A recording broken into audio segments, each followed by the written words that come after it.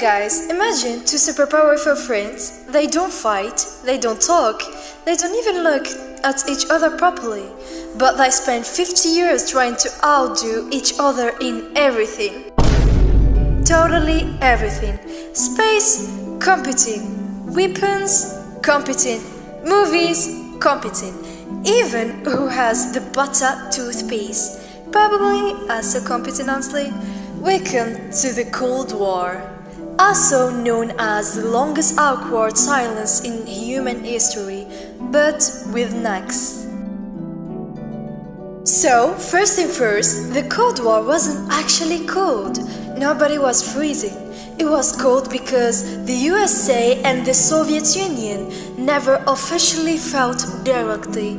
Instead, they were like, I don't like you, I don't like you more. Let's fight, but through other countries. It lists roughly from 1947 to 1991. That's like your parents arguing, but for 44 years straight. After World War II ended, everyone was tired, like, we just survived the most chaotic war ever. Can we chill? But nope, two big players remain. USA, capitalism, democracy, Coca-Cola, Soviet Union, communism, one-party system, vodka and seriousness level 8000. And they looked at each other like Oppan Gangnam Style. Here's where the things get spicy. Both sides had nuclear weapons, which basically means if I press this button, you disappear, but if you press yours, I disappear too. What the dog doing? So they developed something called MAD, Mutually Assured Destruction. Yes, the name is literally, if you attack me, we both die. Honestly, pick a human strategy, like, let's both hold grinders and agree not to drop them. Oh, this is where it gets like a Netflix show. Both sides had spies everywhere, like undercover agents, secret missions, hidden cameras, dramatic sunglasses at night. Imagine, guy in a trench coat, I'm just a normal tourist. Meanwhile, he's stealing nuclear secrets. Bro wasn't a tourist, he was a whole DLC expansion pack. Hey dog, get some ice cream? Only a spoonful. Now, they started competing in space. Because why fight on Earth when you can flex in the sky? USSR, first satellite Sputnik, first human in space, Yuri Gagarin. USA, okay, that's cool. But watch this. Then they did. Moon landing 1969. Neil Armstrong, once my step for man. Soviets were installing Earth. Shimmy, shimmy, yeah, shimmy, yeah, shimmy, yeah. Drink. Swalla la la. Germany got split into two. West Germany, USA side, East Germany, USSR side.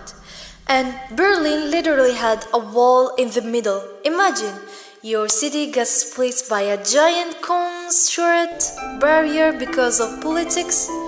People were like, can I visit my cousin? No. Why? Cold War reasons. Okay, this is the closest we got to disaster. USSR put nuclear missiles in Cuba. Cuba is like very close to the USA. Like, I can see your house from my house.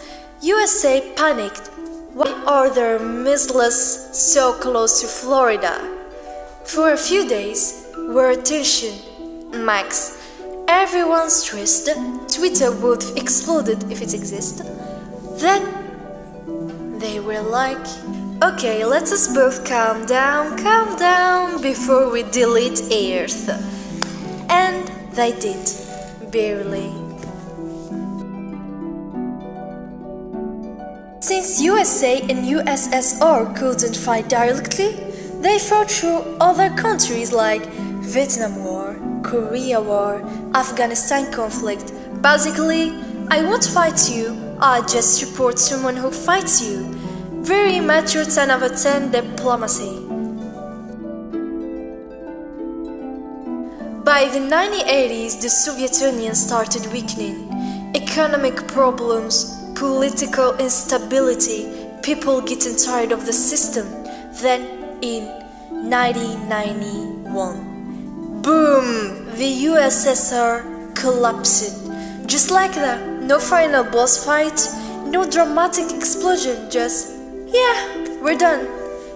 And Cold War ended for the USSR and the win of the USA.